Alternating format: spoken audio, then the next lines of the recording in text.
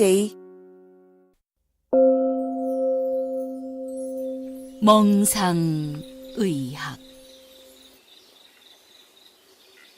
난치병의 자연치유를 선도하는 자연치유 아카데미의 조병식 원장님과 한방의 과학화를 추구하는 전 한국한의학연구원 원장 김기옥 박사님의 건강한 의학 수다가 지금 펼쳐집니다. 문희정 아나운서의 톡톡 튀는 진행과 함께하는 멍상의학은 기존에 알고 있던 난치병에 대한 상식을 뛰어넘어 예방과 치료에 도움을 드리기 위해 노력하겠습니다. 건강을 위해 가장 하기 쉬운 마음가짐. 멍 때리는 의학 토크, 멍상의학 시작하겠습니다. 멍상의학은 EJ 생활역사협동조합이 제작 배포합니다. 하나, 둘, 셋.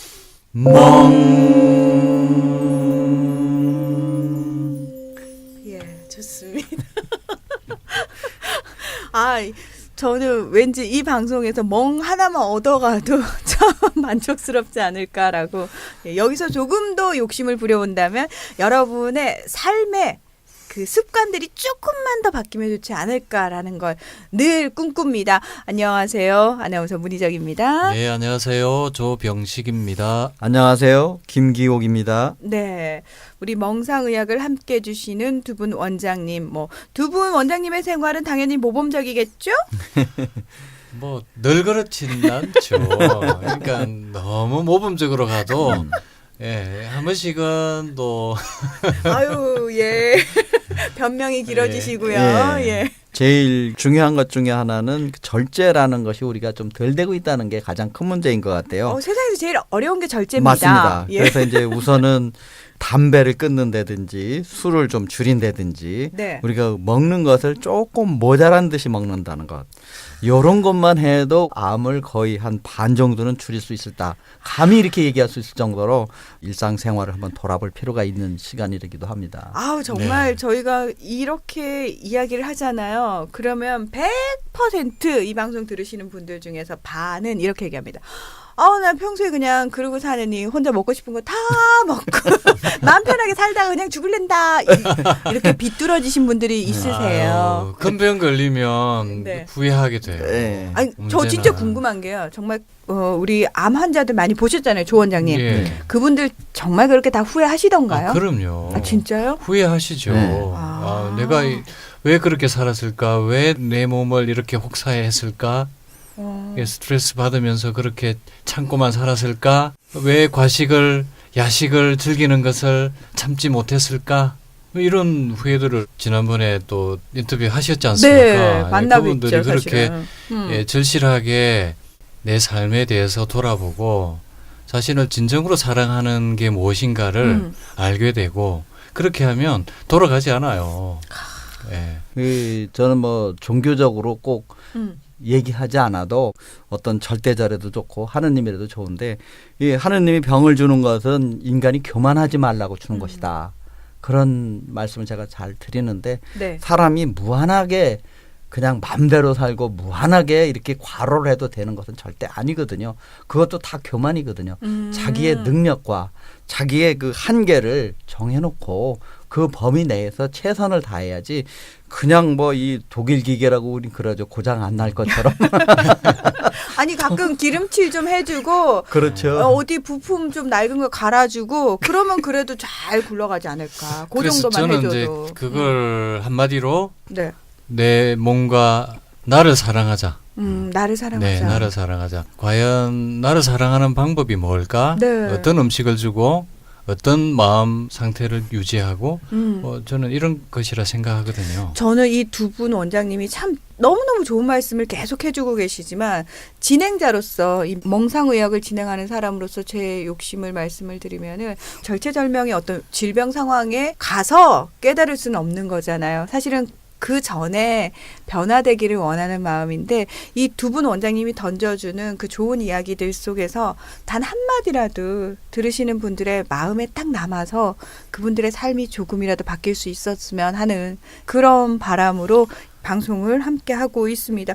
지난번에 저희가 암의 원인에 대해서 이야기를 하면서 대사 질환이기도 하고 생활 습관병이기도 하고 이런 얘기들을 했었거든요. 그리고 우리 모두가 잠재적인 암 환자다. 그리고 사실은 내 몸이 그냥 늘 아프고 신호 보내고 있었는데 나뿐만 아니라 다른 사람들도 그 정도는 다 참고 견디길래 그냥 그런 줄 알았더니 그게 굉장히 좀 심각한 상황이었다는 거에 대해서도 저도 조금 각인이 되는 상황이었어요.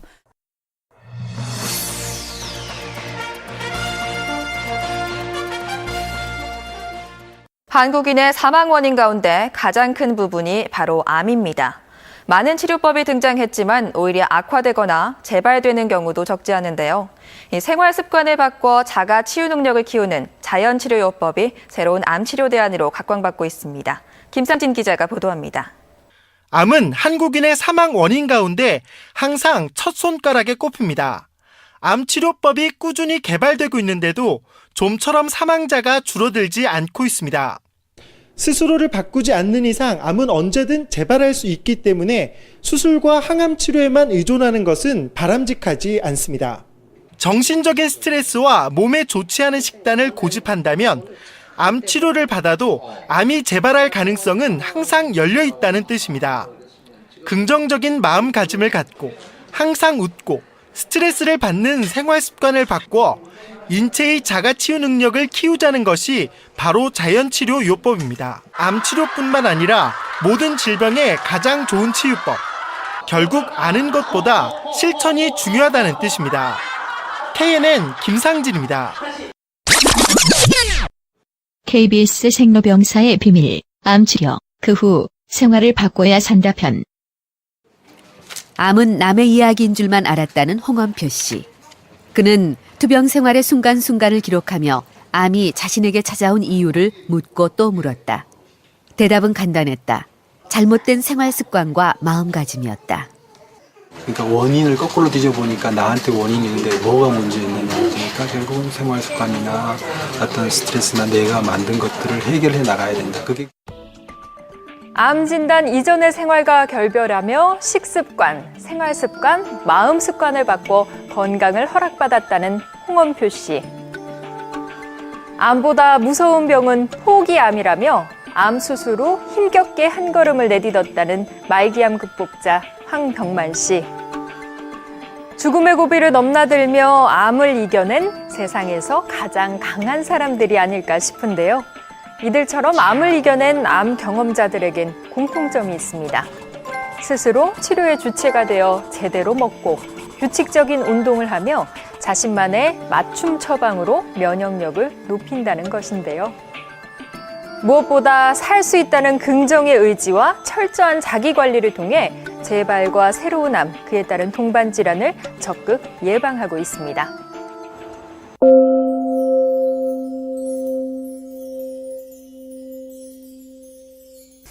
본격적으로 우리가 암 하면은 제일 먼저 그 고통스러운 치료 과정부터 머릿속에 떠올려요. 네, 항암 치료도 힘들고요. 뭐 방사선 치료 이런 거 받고 그다음에 암 하면은 전형적으로 떠오르는 머릿속에 그 암 환자들의 모습이 있죠. 머리 다 빠져서 두건 쓰고 계시거나 잘 못 드셔서 이렇게 삐쩍 마르시고 얼굴 하얗시고 늘 힘이 없고 더불어서 일상생활은 다 파괴되고 오로지 그 투병만을 위한 삶이 존재하고. 예, 그렇습니다. 제가 산으로 간 이유가 바로 그것 때문이에요. 사실 산으로 가기 전에 제가 한 3년 정도 개원이 생활을 했었고요. 네. 그때 난치병 클리닉을 열어서 했었고 그 전에 요양병원에 내과 과장으로 봉직을 했었는데 네네. 그때 이제 암 환자분들을 많이 만났죠. 그분들이 금방 이제 문화나께서 말씀하신 그런 모습이었습니다. 그냥 암 네. 환자 하면 당연히 그런 모습이 네. 떠오르죠. 이제 그런 모습으로 입원해 계실 때는 조금 회복이 되었다가 또 회복될 만하면 또 항암하러 가시거든요. 네. 그러면 또 그런 모습으로 오세요. 과연 내가 할 수 있는 건 뭘까? 이분에게 내가 도움이 될 수 있는 부분은 뭐가 있을까? 별로 있지를 않았습니다. 그래서 이게 어떤 다른 방법이 없을까? 하고 찾은 게 대체의학이었어요. 지금도 사실 많은 분들이 원장님은 그렇게 해서 산으로 가셨지만 아직 대부분의 환자들은 그런 모습으로 투병을 하고 있단 말이죠. 네. 일단은 암은 어떤 면에서 보면 하나의 모멘트거든요. 보통의 자기가 지금까지 살아온 생활이 변화되지 않으면 안 됩니다. 치료할 수가 없어요. 변화가 돼야 되는데 그 병동에 들어와서도 똑같은 생활을 하시는 분들이 있어요. 그 가운데서도 욕심을 부리고 그 병 왔으면은 모든 걸 다 포기를 하고 전념을 해야 되는데 집에 계속 전화하고 남편 들어왔는가 아이는 밥 먹고 다니는가 뭐 이런 식으로 계속 거기 하면 절대 안 된다고 봅니다. 그러니까 절대적으로 치료의 기본은 변화가 돼야 된다는 거예요. 자기 삶이 돌아보면은 잘못됐다는 것을 인식을 하게 되고 그러면서 내가 이게 바뀌지 않으면 살 수 없다라는 것을 일단은 각오하지 않으면 어렵다 이렇게 보고 있습니다. 아, 이게 참 쉽지 않은 문제인 게요. 막 들으시는 분들 중에서도 제가 잠재적인 암 환자라는 어떻게 보면 굉장히 자극적이고 무서운 말이거든요. 이 말을 썼음에도 불구하고 대부분의 분들은 그저 나와는 좀 관계없는 얘기가 아닐까. 그리고 만약에 내가 정말 운이 없어서 재수가 없어서 암에 걸리더라도 결국 내가 선택할 수 있는 치료의 방법이라는 것도 정해져 있는 게 아닐까? 기존에 그냥 내가 알고 있는 그 모습이어야 되지 않을까? 막연히. 이게 자세가 중요하다고 생각해요. 김의신 박사님이 쓴 글을 보면 미국의 암 환자들은 절대 그렇게 우울한 표정을 짓지 않는데요. 내가 그렇게 먹고 왔으니까 내가 그렇게 과로를 해왔고 스트레스를 받아왔기 때문에 암에 걸린 것을 그냥 받아들이는 거죠.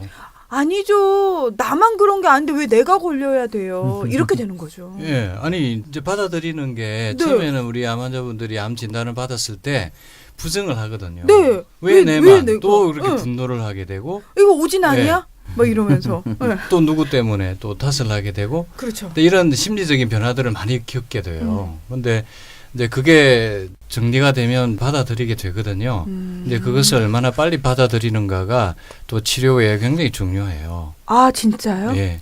그래서 미국인들의 암을 대하는 태도와 우리 한국인들이 암을 대하는 태도가 다르기 때문에 치료에서도 차이가 많이 나지 않는가 이런 이제 말씀을 하시는 거죠. 그러면 그 치료 이후의 결과가 그 미국인들하고 한국인들하고 많이 다른가요? 네. 그렇죠. 미국 같은 데서는 이렇게 암에 걸렸다 그러면 네. 그 다음서부터는 모든 것을 다 하느님의 결정에 따른다라는 정도로 그냥 복잡하게 생각하지 않아요.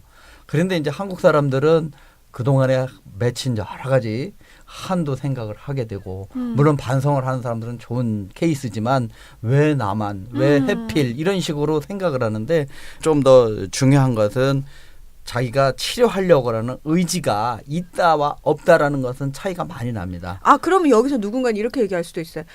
왜 돈 있으면 미국의 유명한 저명한 수술 잘한다는 암 고치는 박사님한테 갔다 오면서 사는 거 아니냐고. 미국에는 훨씬 그런 암을 치료하는 훌륭한 의사들이 많아서 그런 거 아니냐고. 그렇지 않아요. 미국에서 벌써 이제 암과의 전쟁은 실패로 끝났다라고 벌써 선언을 먼저 한 나라가 미국이에요. 예, 그러니까 지금부터 한 14년쯤 전에 네. 이제 미국에서 대체의학이라는 걸 인정하기 시작을 했어요. 미국에서는 수술만이 전부인 걸로 생각을 하다. 미국에서는 대체의학을 인정을 하지를 않았거든요. 네. 그러니까 이제 멕시코 국경을 넘자마자 티juana라는데 이제 그 대체의학 센터라고 전부 다 미국 사람들이 거기 가면은 이제 치료가 잘 된다. 라는 인식이 있으면서 한국 사람들도 거기 가기 시작했어요.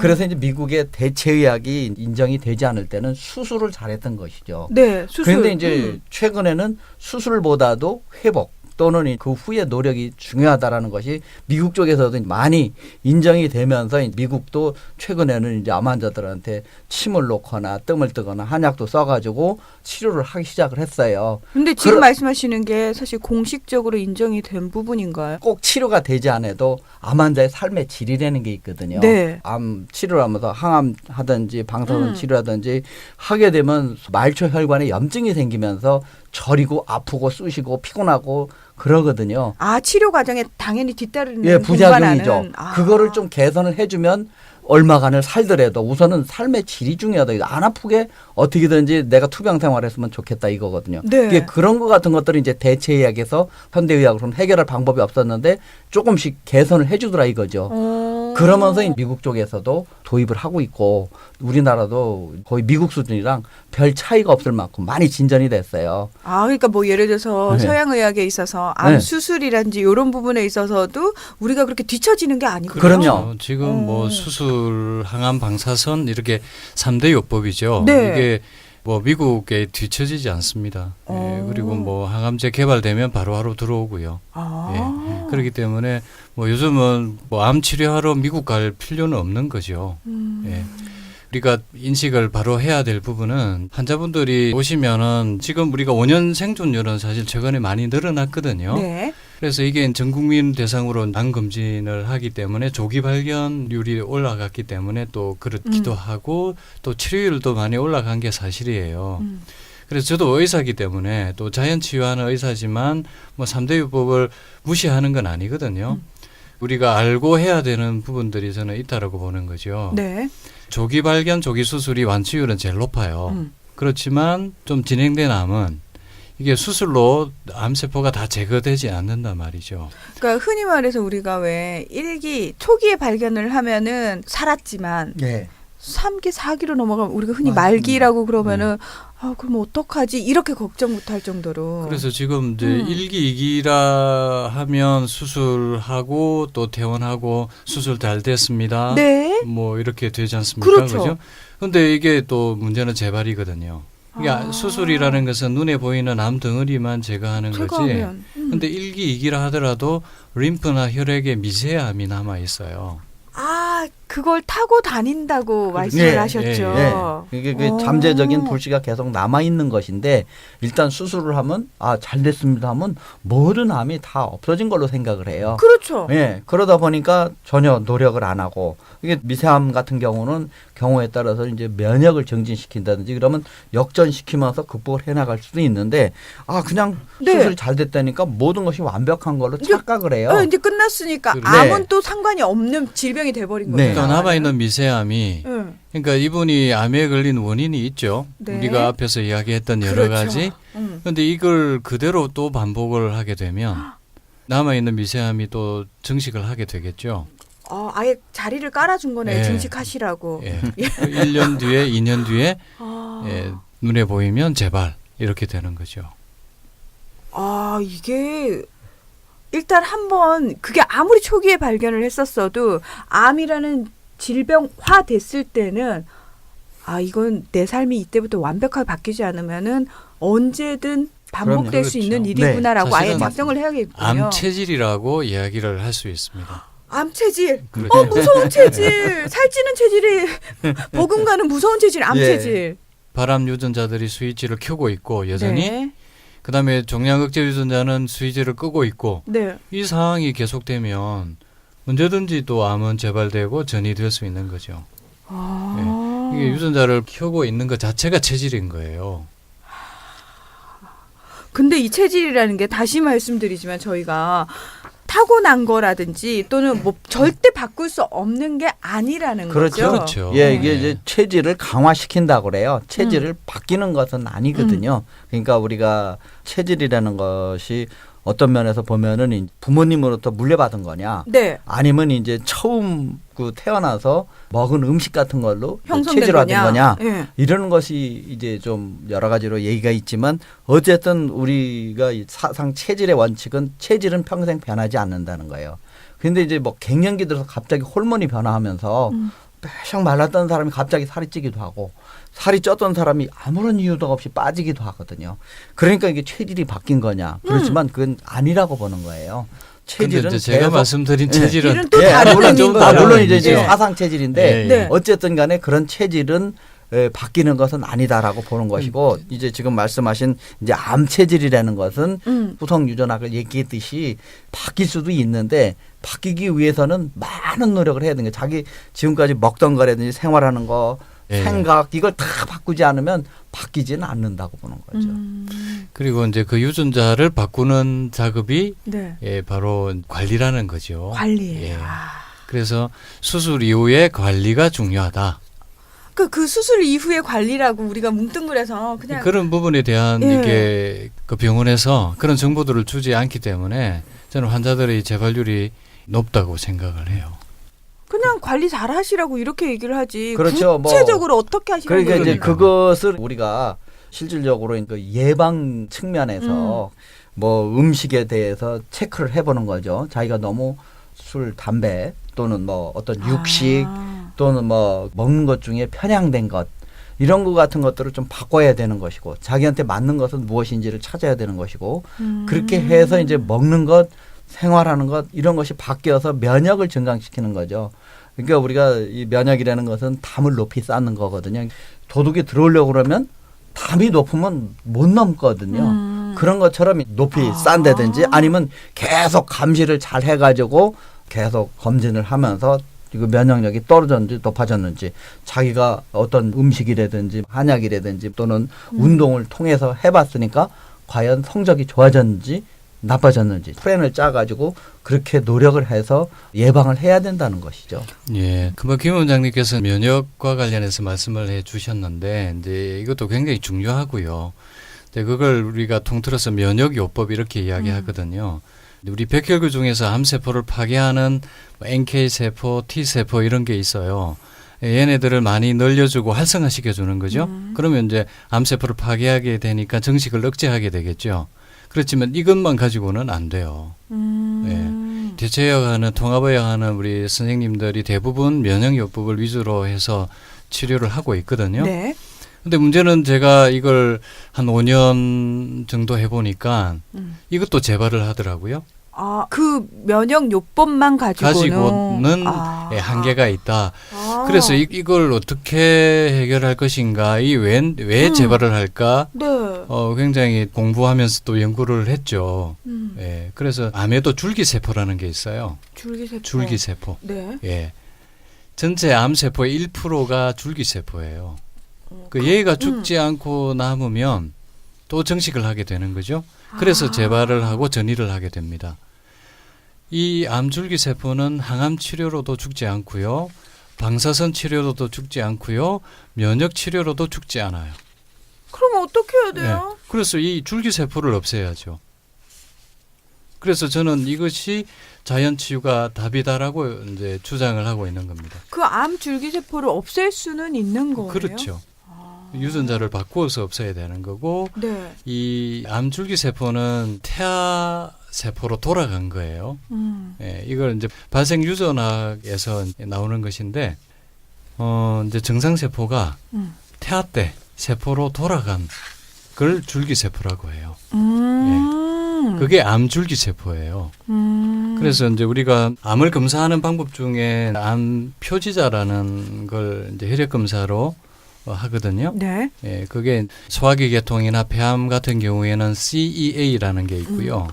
간암 같은 경우는 AFP라고 있어요. 알파 피토 프로테인. 그리고 CEA는 카시노 엠브리오닉 안티젠. 네. 그게 뭘 의미하냐면 태아의 배아 항원을 이야기해요. 네. 예. 이제 이것이 발현된 것인데 정상세포가 태아 배아 세포로 돌아간 거죠. 그럼 우리 흔히 생각할 때 태아로 돌아갔다라고 얘기한다면은 훨씬 더 깨끗해졌다 또는 훨씬 더 순수해졌다라고 막연히 생각이 드는데 그게 아닌가 봐요. 또 굉장히 그런 표현을 하니까 네. 또 새롭네요. 아니에요? 근데 아니 이게 막연히 이제, 듣기에는 이걸 이제 미분화 세포라 그러거든요. 미분화, 분화되지 조직 않은 검사를 해서 우리가 마지막에 확진을 하거든요. 네. 여기서 정상세포와 완전히 모양이 달라요. 그래서 이걸 완전히 공모양으로 되어 있습니다. 네. 예, 그리고 이게 이제 미분화 정도에 따라서 또 분류를 하거든요. 네. 예, 이 미분화 세포다 아니면 중간 분화 세포다 분화된 세포다 이렇게 분류를 해요. 네. 그러니까 암세포도 다 똑같은 게 아니에요. 그러니까 이 미분화된 세포가 줄기세포예요. 예, 보통 1%예요. 그래서 이제 얘는 금방 말씀드린 대로 방사선 치료나 항암 치료에 죽지 않고 면역세포에 의해서도 죽지 않아요. 면역세포는 셀프를 보호하는 기능을 하죠. 네. 자기 거는 보호해요. 그렇죠. 얘는 내 거니까 보호해요. 아 그러네요. 예, 원리가 그러네요. 그렇죠. 오. 그러니까 이제 결론적으로는 우리가 생각하고 있는 이제 그 암세포 하나하나만 떼내면 암이 치료되는 게 아니라 근본적으로 밑에 뿌리를 달고 있는 줄기가 있다는 얘기죠. 아. 예, 그게 제거가 안 된 상태에서는 우리가 완치라고 할 수가 없는 것이죠. 그러니까 늘 방심하지 말아야 된다는 것이고, 그것을 이제 뭐 완전히 제거한다는 건 어렵지만은 환경을 개선을 해주고 또 많은 노력에 의해서 그 줄기 세포가 활동을 못하도록 그런 노력을 많이 해야지 된다는 것이죠. 예. 그 아까 왜 우리 김 원장님이 집에 도둑이 들었을 예. 때요. 그걸 이제 비유를 해보자면 도둑이 들어가서 한번 털렸단 말이죠. 그러면 작정하고 이사를 가거나 아니면은 방충망이 망가져서 그렇다면 그럼 방충망을 교체를 하고 담을 높게 쌓고 갖은 방법들을 다 동원을 그렇죠. 해서 절대 다시는 도둑이 못 들어오게 만들어야 되는데 사람들이 도둑을 한번 맞아놓고도 한번 들어왔는데 설마 같은 집에 또 털로 들어오겠어라고 생각에 그 상태에서 살면은 다시 또 도둑을 불러들일 수밖에 없는 상황이네요. 네, 그렇습니다. 그 몸의 환경이 이제 여전히 암세포가 증식할 수 있는 몸의 환경이 되면 계속 증식을 하게 되는 할 수밖에 거죠. 없네요. 예, 예. 그렇습니다. 그래서 이제 이걸 어떻게 정상세포로 되돌려 줄 것인가? 네. 이게 이제 관건이 되겠죠. 예. 이 줄기세포 요게 네. 이제 문제인데 사실. 그래서 이제 저는 몸의 환경을 바꿔야 된다 이렇게 보는 거죠. 암세포와 정상세포의 차이를 보면 네. 이걸 잘 알 수가 있어요. 암세포는 노폐물 독소가 많은 환경에서 산소 공급이 잘 안 되는 혐기성 세포라 그랬죠. 네. 산소 없이도 얘는 살아요. 그리고 대사 에너지를 만드는 것은 발효를 통해서 하거든요. 네. 포도당이 들어오지 않아도 젖산을 발효시켜서 에너지를 얻어요.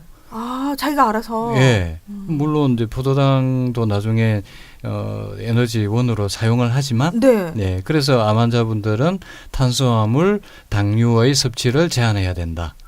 네, 이렇게도 네. 예, 이야기를 하죠. 아유, 참 포도가 저산소 상태에서 발효를 하면 이건 어떻게 맛있는 포도주라도 되는데 사람 몸에 암세포가 발효를 하니까 이게 아주 고약하네요.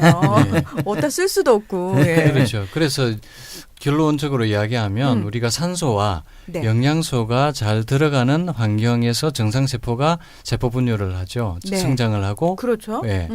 근데 이제 암세포는 이 영양소가 잘 들어가지 않고 산소도 잘 들어가지 않는 환경에서 사는 세포인 거죠. 와. 그래서 반대로 음. 산소와 영양소 공급이 잘 되는 환경을 만들어주고 만들어주면은? 제대로 공급을 하면 암세포가 더 이상 잘할 예, 수가 없는. 자랄 수 없는 거죠. 오히려 정상세포로 바뀐다라는 겁니다. 그래서 이제 네. 산속에 들어간다든지 네. 또는 등산을 해서 네. 예, 뭐 거의 자기가 호스피스 병동에 가서 방법이 없다 그런 분들도 다시 깨어나가지고 일주일에 2번, 3번도 이렇게 산을 열심히 타는 분들이 있거든요. 네. 산 속에는 그 여러 가지가 있지만 특히나 그 이제 침엽수, 소나무라든지 잣나무 이런 같은 것들이 많은 데서는 산소가 좀 많거든요. 그러니까 우리나라에 참 많은 예. 수종이잖아요. 예, 그런- 물론이죠. 예, 그렇죠. 예, 그래서 그런 그 침엽수림 같은 데를 좀 이제 아. 가서 본다든지 자연을 그린 푸른색을 열심히 이렇게 보다 보면 마음이 편안해지거든요.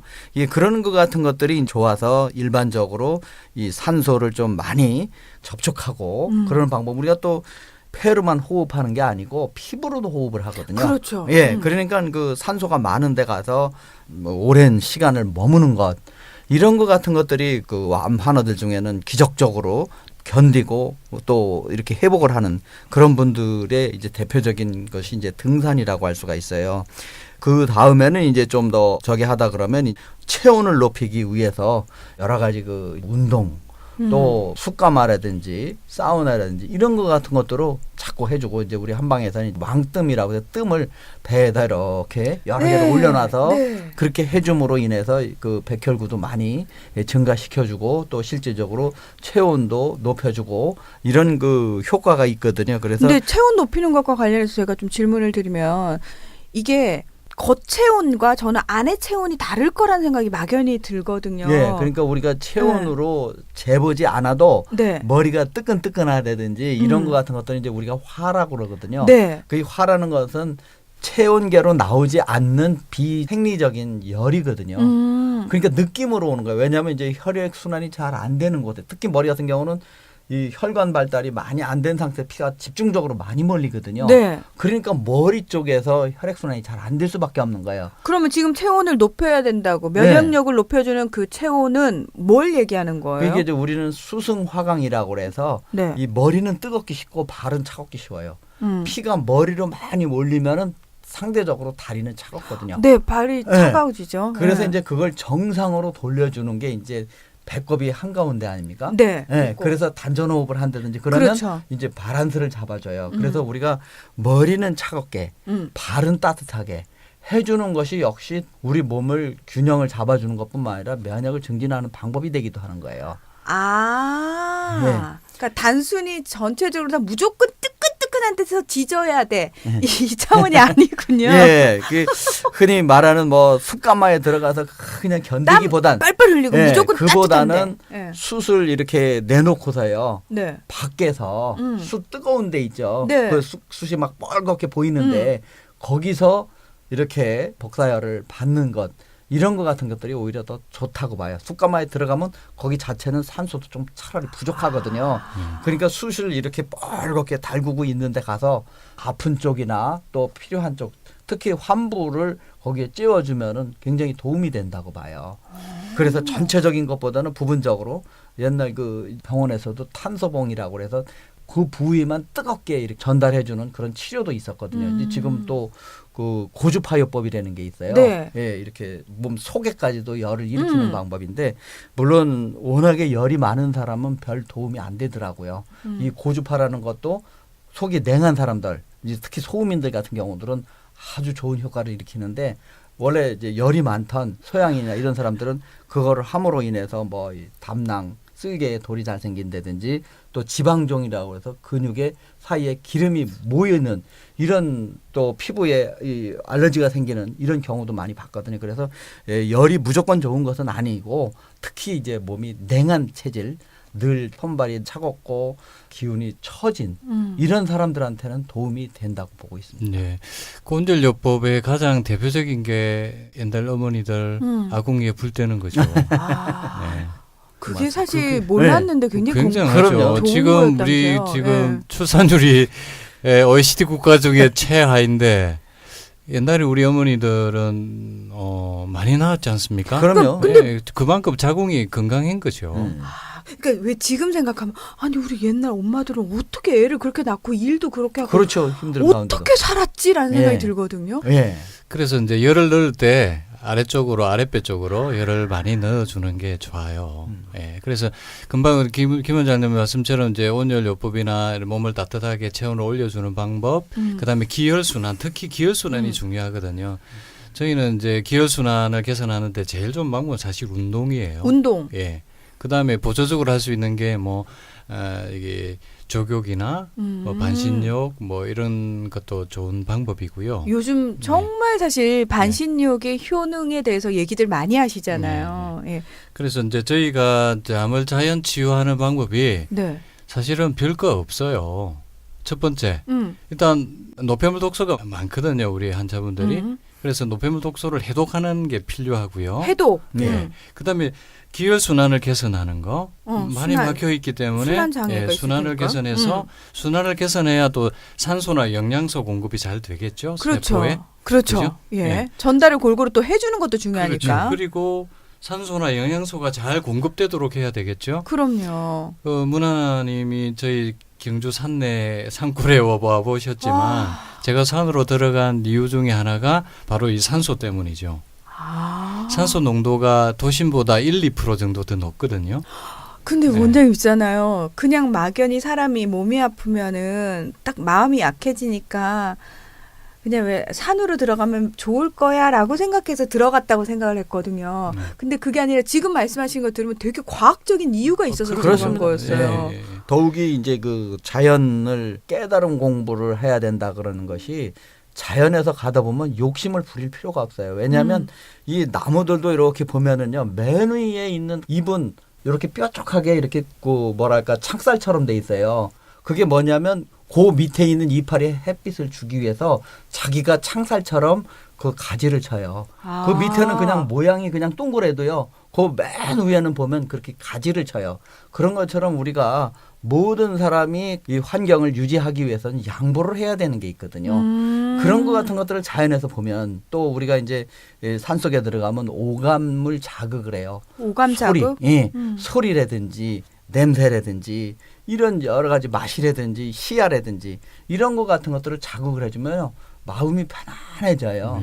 그래서 이제 더욱이 그렇죠. 좋은 거죠, 자연이. 뭐 피톤치드, 음이온 뭐 네. 이런 것도 있고요. 그렇죠. 또 이런 효과도 굉장히 큽니다. 뭔가 마음을 편안하게 해주고 면역을 높여주고요. 또 하나는 이제 영양요법입니다. 영양요법. 예, 영양을 우리가 이제 이게 또 암은 또 소모성 질환이기 때문에 영양 상태가 다 좋지 않아요. 그래서 이제 암으로 잘못되는 게 아니라 굶어 죽는다라는 영양 실조로 잘못된다는 저 이 말이 되게 충격이었어요. 네. 영양 실조로 잘못된다는 이제 그 얘기가 그런 거죠. 그래서 많은 영양소를 듬뿍 넣어줘야 돼요. 아, 이거 근데 되게 사실 이해를 잘 하셔야 되는 게 뭐냐면 지금 사람들은 칼로리를 과다 섭취하고 있거든요. 네. 그렇죠. 그러니까 지금 말씀하신 내용이 조금 더 칼로리하고 다르죠. 그러니까요. 예, 저칼로리면서 음. 아미노산, 비타민, 미네랄, 오메가 지방산. 그러니까 항산화 물질과 함께 우리가 세포를 구성하는 물질들, 특히 아미노산, 오메가 지방산 이게 세포 구성에서 굉장히 중요한 역할을 하거든요. 네, 그런 영양소를 듬뿍 넣어줘야 되고요. 그러니까 우리가 참 일상생활 속에서 잘못 알고 잘못 실천하고 있는 게 그거예요. 야, 몸 아플수록 잘 먹어야 돼. 이러면서 그렇죠. 엄청난 양으로 승부를 글쎄요. 근데 하거든요. 이제 또 이런 말씀드리기 뭐 하지만은 네. 우리가 반성해야 될 것 중에 하나가 농사를 짓는 데 있어서 농약, 제초제, 비료를 쓰거든요. 네. 이건 화학물질이에요. 그러면 이 땅 속에 있는 미네랄이 이 화학물질은 그냥 빠져나가질 않고 결합을 하고 나가요. 그러니까 땅 속에 있는 철분이라든지 칼슘이라든지 막 텔륨이라든지 이런 여러 가지 성분들을 그게 끌고 나가요. 미네랄이 부족한 걸 그냥 양으로만 많이 먹고 있을 뿐 진짜 필요로 한 미량 원소가 사실은 없는 거거나 너무 부족한 거예요. 그래서 우리가 자연을 회복하고 가능한 좀 유기농이라든지 이런 부분에 대해서 심각하게 생각해야 되고 우리 땅을 살리는 방법에 대해서도 깊이 생각을 해야지 우리가 좀 이런 암도 예방을 할 수가 있고 건강한 상태를 회복을 할 수가 있는 거거든요. 이 시간을 빌어서 한번 우리 농사 먹는 것 이것이 진정한 좋은 먹거리인가? 아니면 좀 더 좋게 먹기 위해서는 우리 무슨 노력을 해야 될 것인가? 이것은 가능하면 이 화학물질을 안 쓰고 농사를 짓는 것을 회복해야 된다. 이런 말씀입니다. 네, 그렇습니다. 그래서 자연농법이나 유기농, 친환경 농산물을 섭취를 해야 되겠고요. 그다음에 또 마지막 방법이 이제 김 원장님도 많이 강조를 해주셨지만 명상과 기도로 하나, 둘, 셋. 네, 이걸로 우리가 스트레스를 제거하고 편안하고 행복한 마음을 가지는 것. 이거 진짜 사실 정말 중요한 거죠. 우리가 왜 멍하면서 편안해지죠라고 말씀을 드리는 게 많은 분들은 좀 가벼운 의미로 받아들이시는 분들도 꽤 계실 것 같은데 정말로 이게 얼마나 중요한지에 대해서. 이게 이제 유전자를 바꿉니다. 암 유전자도 바꿔요. 그러니까 지금 이거 이제 미국에서 심신의학 연구소에서 연구한 결과거든요. 그러니까 제 얘기로만 하면 잘 믿지 않기 때문에. 아니 원장님 이렇게 신뢰성이 없으셨어요? 아니 왜냐하면 이제 최근에 연구된 것들이거든요. 네. 이제 영생을 한다. 이 얘기는 뭐냐면 뭐 천년 만년 산다 그런 것들을 제가 이 기공을 하면서 생각을 해보니까 이게 좋은 유전자를 후손에게 물려준다는 것이 우리가 천년 만년 산다는 것이다. 전 이렇게 이제 이해를 합니다. 그래서 이제 우리가 제일 저기 한 것은 간단하게 이제 그 호흡만 잘해도 산소를 좀 더 많이 들으실 뿐만 아니라 산소를 많이 또 이 뇌의 평안한 마음을 유지를 하면은 우리가 그 부교감 신경이 있고 교감 신경이 있는데 이 교감 신경을 완화를 시켜줘요. 불이 나면 119처럼 급히 해결해야 될 문제점들이 교감 신경이 하는 거거든요. 그런데 이 늘 불려다니다 보면 면역이 증진이 안 돼요. 그래서 이제 부교감 신경을 높이는 방법이 바로 이런 명상이나 기공이나 이런 마인드 컨트롤을 통해서 부교감 신경을 활성화시켜야 면역이 증진다는 거죠. 그래서 이제 이렇게 암 같은 데도 또 물론 뭐 다른 질환도 좋지만 이 명상, 기공, 선 뭐 이런 거 같은 것들이 중요하다는 그런 의미가 있는 겁니다. 그 일반적으로 중국에서는 기공이라는 것이 굉장히 그 많이 발달이 돼 있어요. 그래서 이제 뭐 아침에 공원 같은 데 가보면 전부 다 하고 있는데 예. 이제 최근에는 댄스로 바뀌기도 하고 그랬는데 말씀드렸지만 저희 집안에서 전부 다 암으로 돌아가시니까 제가 이제 박사과정에서 이제 기공에 대해서 스트레스 연구를 하다 보니까 좋은 게 기공이라서 이제 기공에 대해서 연구를 했는데 너무 좋은데 제가 너무 이게 좋은데도 불구하고 말씀을 좀 드리면 이게 돈을 안 들어가면 열심히 안 하는 그런 경향이 있어갖고 좌절감이 좀 많습니다만 계속 제가 그 암요양병원에서 근무하면서 개발한 것이 항암기공이라고 만들어서 이제 유튜브에도 올려놔 있거든요. 그러면 유튜브에 저희가 검색을 해볼 수 있나요? 예, 제 이름을 치거나 항암기공 하면은 거기에 이제 기공법이 한 30여 가지 이상을 시리즈로 차례대로 계속 하는 게 있거든요. 근데 원장님 있잖아요. 지금 사실 이렇게 명상 좋고 기도 좋고 마음 편안히 하는 거 참 좋은데 현대인들은 뭐가 또 문제냐면 심지어 이런 명상을 하고 마음을 다스리는데도 어느 곳을 찾아가는 거예요. 네. 돈을 내고 찾아가서 그렇습니다. 배워야 네, 된다고 네. 생각을 하는 거예요. 그러다 보니까 지금 뭐지? 이 방송에서도 뭔가 돈 내고 어디 가서 배우라는 맞습니다. 얘기인가로 네. 들을 수도 있다는 거예요. 맞습니다. 네. 예, 중국 같은 데서 기공을 들어오면서 이게 이제 상업화돼 있어요. 아. 그래가지고 이제 뭐 대단한 걸로 생각을 하지만 기공의 원칙이 3가지가 있는데 제일 중요한 것은 무엇보다도 간단해야 된다는 것이에요. 간단. 예, 그러니까 시리즈로 계속 다우면 뭘 해야 되지, 뭘 해야 되지, 긴장을 하면 효과가 없다는 거예요. 그래서 가장 유명한 기공은 간단하다는 거. 간단하다. 예. 두 번째로는 이제 부작용이 없어야 된다는 거예요. 부작용이 없어야 된다. 예. 그게 이제 간단하고 부작용이 적고 배우기 쉬워야 돼요. 예. 배우기 쉬워야지 이거 가서 뭐 등록을 해가지고 예. 뭐 몇 몇 개월 달 하면은 과정. 끝난 게 아니니까 또 등록을 해야 된다. 참 이런데 제일 간단하고 효과적인 것을 하는 게 제일 중요하거든요. 네. 예, 그런 것 같은 것들을 이제 제가 그 연구를 하다 보니까 우리 이름을 줘도요, 우리가 좀 최근에 보면은 그 장명학이라는 게 결국 그 흔한 이름 있죠. 무슨 뭐 영희, 철수 뭐 이런 것 같은 것들이 좋은 이름이라서 많이 쓰는 것처럼 기공도 가장 유명하고 흔한 것.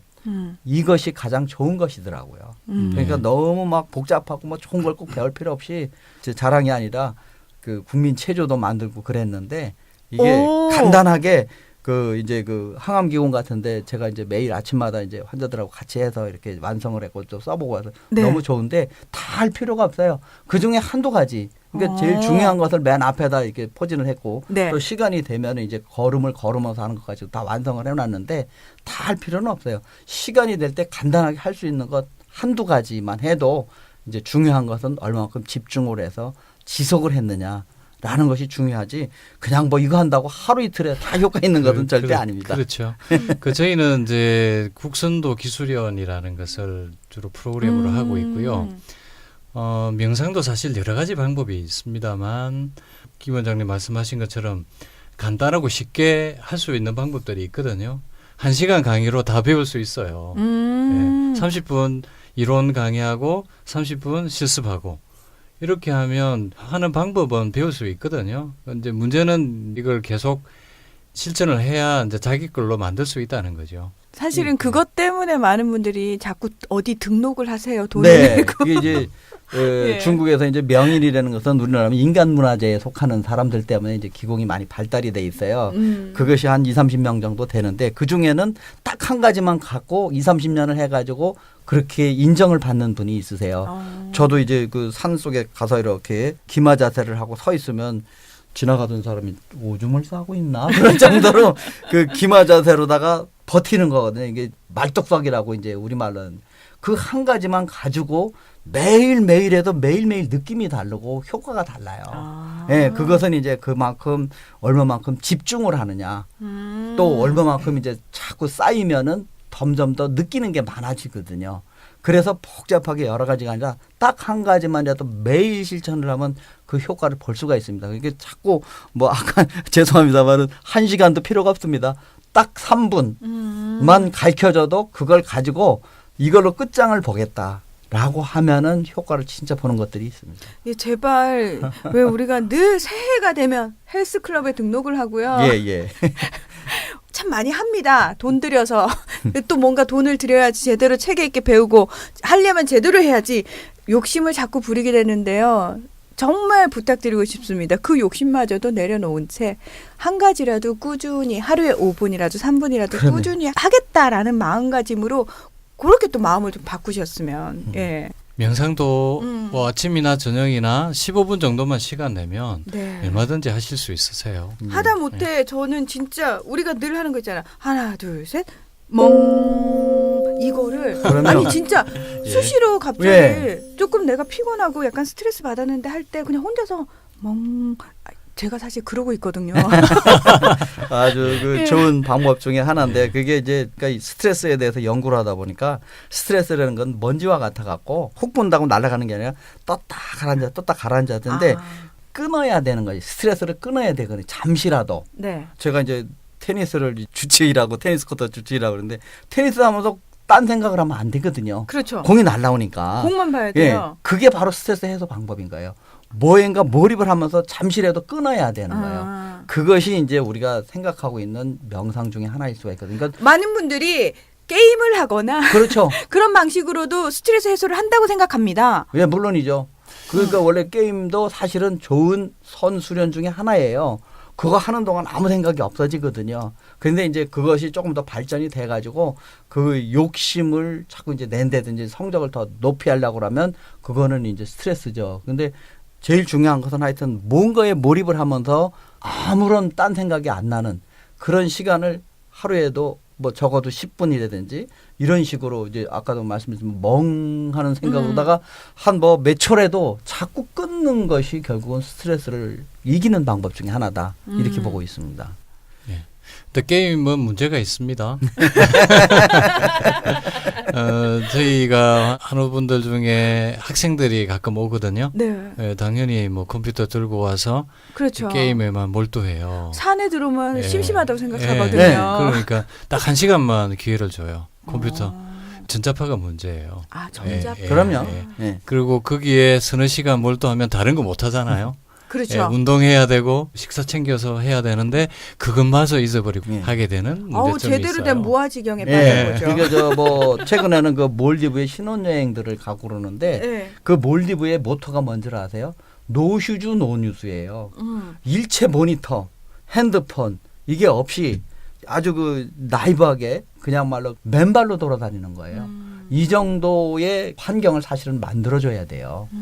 그렇게 하면은 진짜 우리가 릴렉스가 충분히 될 수 있는 것 중에 하나라고 봐요. 네. 그리고 이제 여러 가지 자연치유법 관련해서 말씀을 드렸는데 네. 직접적인 방법이 있어요.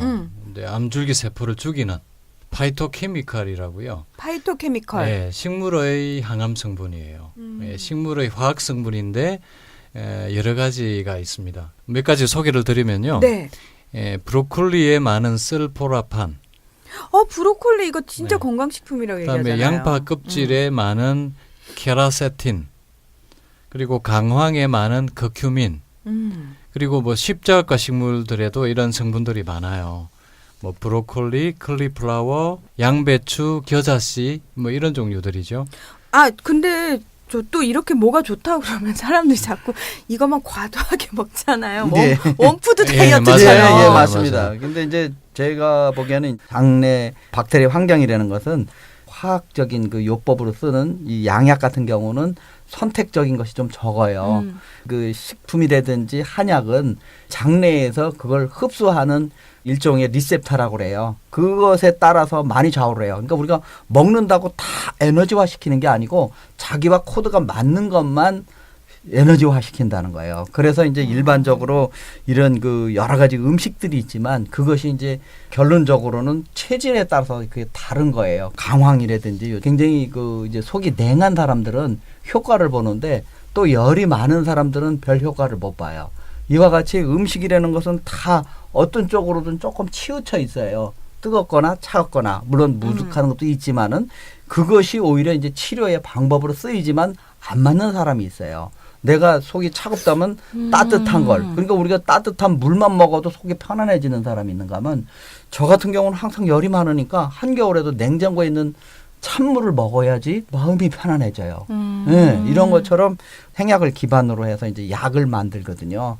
이제 이 표적 치료가 최근에는 많이 이제 만들어지는데 부작용이 있는 사람들이 많아요. 그것은 결론적으로 자기와 코드가 안 맞는 거예요. 그런 부분을 이제 앞으로 우리가 맞춤의학이라고 그러거든요. 그것을 연구를 해서 사상 체질 기반한 맞춤의학으로 재탄생된다면 앞으로 우리나라 의학이 굉장히 발전할 것이고 세계적인 의학으로 갈 거라고 봐요. 예, 맞추는 게 되게 중요하다고 생각해요. 그런데 사실은 이제 맞춤의학으로 가기 전에 지금 많은 환자분들이 맞춰서 먹기가 어렵지 않습니까? 예. 자기 체질도 잘 모르고. 예, 뭐 혈액 검사를 하는 방법이 있긴 합니다만, 그래서 저희는 이제 식이요법 원칙을 5가지 이상을 골고루 섞어 먹어라. 5가지 이렇게 이상을 이야기하죠. 골고루.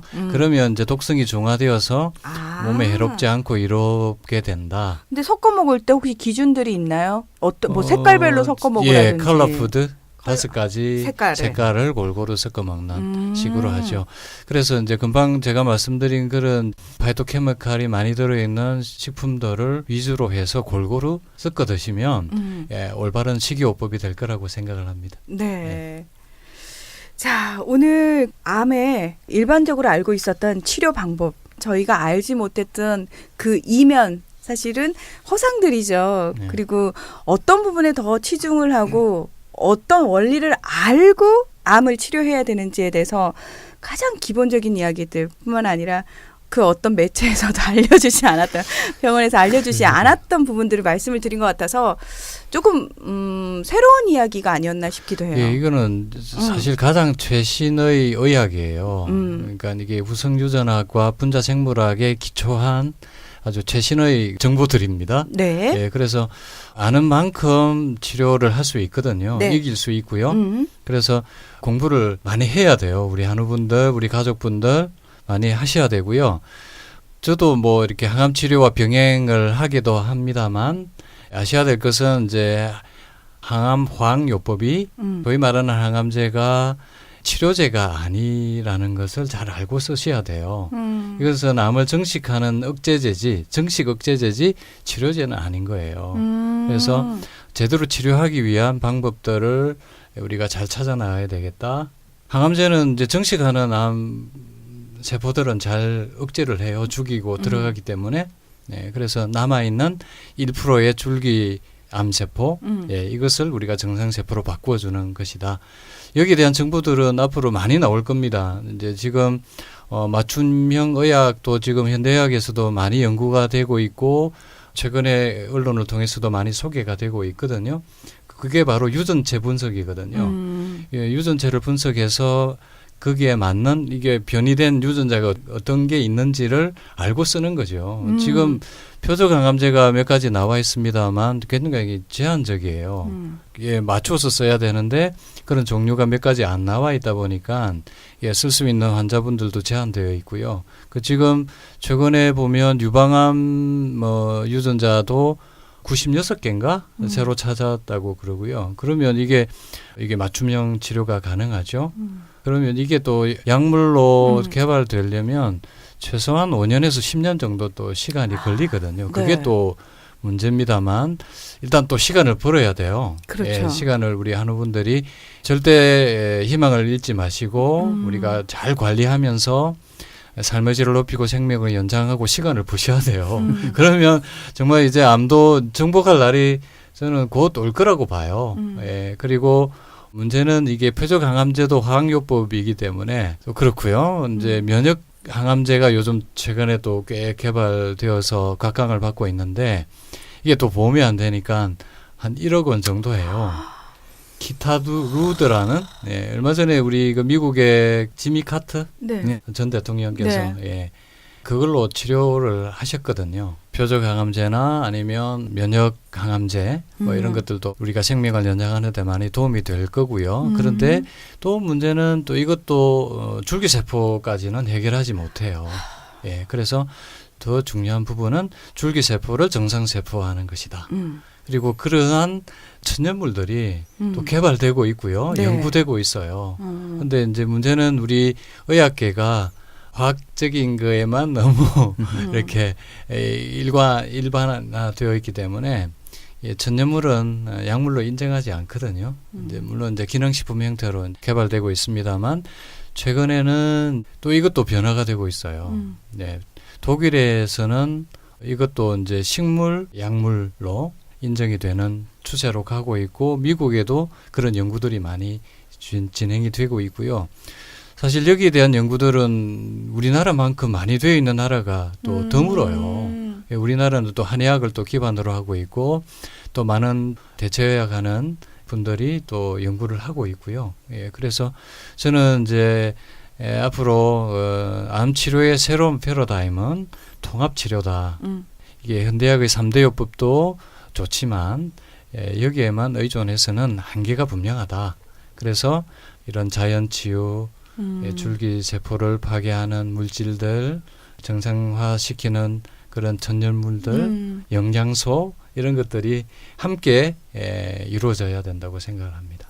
네. 예, 우리가 이제 요즘 의료 관광이 이제 새로운 핫 이슈로다 이제 올라오고 그러는데 의료 관광이 싱가포르에서는 이제 시암 쌍둥이를 수술을 했다든지 또 태국에서는 성전환 수술을 했다든지 이런 것처럼 우리도 뭔가 노하우가 있어야 됩니다. 그러니까 우리나라만의 그렇죠. 특별한. 예, 네. 그것을 저는 암에서 보고 있습니다. 예, 그러니까 우리처럼 이 양대 의학이 잘 발달돼 있고 또 우리나라 의학 수준이라든지 생명공학 수준이라든지 이런 것 같은 것들이 돼 있는 그런 여러 가지 좋은 환경을 잘 이용을 해서 서로 합심을 해서 암 치료를 특히나 이제 우리가 핸드폰을 많이 파는 게 그런 시장이 저변화된 것처럼 우리가 사실은 암이 좀 많은 것을 오히려 잘 극복하는 새로운 생명공학을 기반으로 한 의생명공학이 새로운 우리의 신성장 동력으로 충분히 발전할 가능성도 있다고 봅니다. 그래서 이런 부분에 대해서 서로 배타적이기보다는 서로 오픈을 해갖고 잘 연구하고 보완을 하고